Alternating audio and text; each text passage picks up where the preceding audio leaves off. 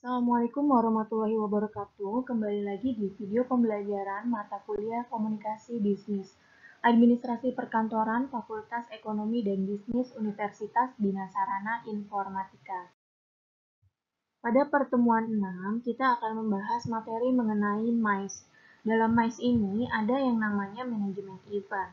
Manajemen event itu sendiri menurut Goldberg dalam manajemen event 2013, definisinya adalah kegiatan profesional mengumpulkan dan mempertemukan sekelompok orang untuk melakukan suatu tujuan perayaan, pendidikan, pemasaran, dan reuni, serta bertanggung jawab mengadakan penelitian, membuat desain, kemudian melakukan perencanaan, dan melaksanakan koordinasi, serta pengawasan untuk merealisasikan kehadiran sebuah kegiatan. Ataupun juga manajemen event ini biasanya dapat didefinisikan sebagai pengorganisasian sebuah kegiatan yang nantinya akan dikelola secara profesional, sistematis, efisien, dan efektif. Kemudian dalam hal tersebut di dalamnya akan meliputi konsep perencanaan sampai dengan pelaksanaan kegiatan pengawasan itu sendiri. Sehingga dalam hal tersebut, manajemen event, semua orang harus bekerja keras dalam satu visi yang sama untuk melaksanakan kegiatan yang sesuai dengan tujuan dan harapan. Dalam manajemen event itu sendiri banyak istilah penyebutan, diantaranya adalah yang sering kita dengar yaitu event organizer, yang mana event organizer ini adalah sebagai organisasi yang mengelola suatu kegiatan atau mengorganisir kegiatan acara. Kemudian ada production house atau rumah produksi, yang mana di sini adalah perusahaan yang membuat rekaman video dan atau perusahaan pembuatan rekaman audio yang kegiatan utamanya membuat rekaman, acara, siaran, sesuai dengan peraturan perundang-undangan yang berlaku untuk keperluan lembaga penyiaran. Kemudian ada komunikasi dan agensi atau biro jasa mengenai biro perikanan misalnya untuk dalam memasarkan produk. Kemudian ada organisasi komite. Organisasi komite ini organisasi yang dimana tugas pemimpinan dan tugas tertentu dilaksanakan secara kolektif atau secara kelompok pejabat yang berkaitan. Kalau komite itu seperti dewan, board, dan pluralistik manajemen atau struktur organisasi. Setiap tugas pimpinan ini memiliki tugas-tugas khusus dan sebagainya. Dan kemudian di sini bisa saya jelaskan pengertian event dari organizer itu sendiri, usaha di bidang jasa yang secara resmi ditunjuk oleh klien untuk mengorganisasi rangkaian acara mulai dari sisi kreatif, persiapan, pelaksanaan hingga selesai dalam rangka membantu klien menyukseskan dan mewujudkan tujuan yang diharapkan melalui rangkaian acara. Yaitu kemudian IO ini sendiri lahir dari keinginan para pihak yang memiliki sejumlah dana. Kemudian mereka memiliki beberapa tujuan diharapkan dapat dicapai dengan mengadakan rangkaian kegiatan acara, dan tentu saja sebagai penyandang dana, mereka tidak mau repot-repot untuk mengatur acaranya. Mereka cukup memberikan briefing singkat mengenai maksud dan tujuan mengadakan acara, sementara bentuk kreatif acara dan eksekusi diserahkan kepada IO.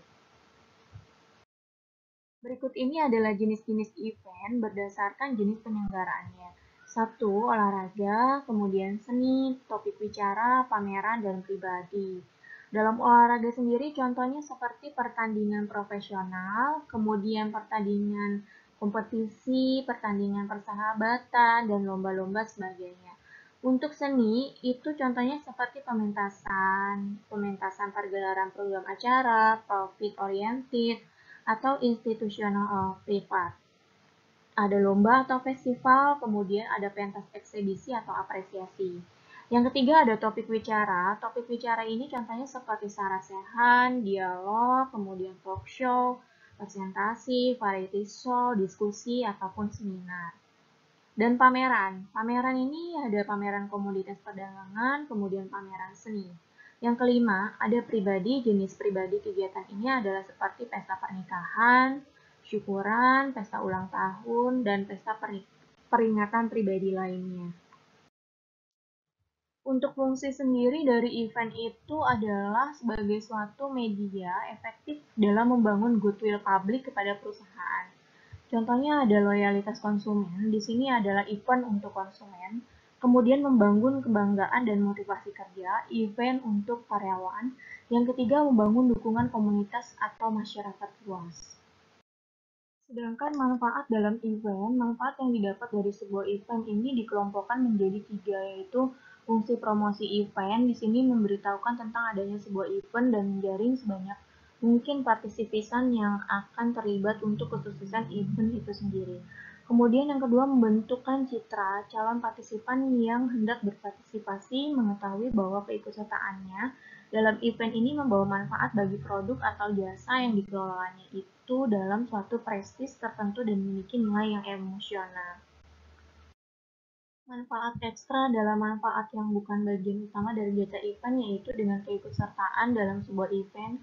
Di sini merupakan sebuah peluang bagi produk atau jasa yang berpartisipasi sebagai peserta pameran atau sponsor untuk berpromosi. Dalam kegiatan perencanaan, ada beberapa keluhan yang selalu terdengar.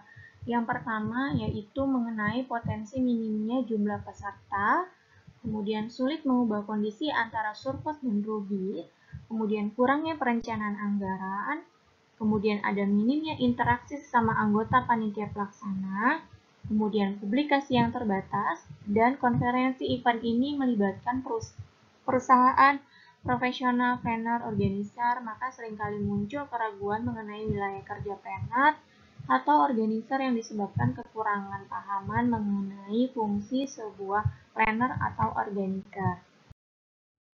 Perencanaan dalam manajemen konferensi dan event itu di sini menyangkut berbagai bidang, misalnya seperti seleksi tempat, layanan manajemen secara umum, administrasi keuangan, manajemen makalah, registrasi, promosi, publikasi, manajemen program pameran, reservasi hotel, pelayanan, dan perjalanan. Dalam pengelolaan event itu sendiri, perlu diperhatikan di bidang anggaran.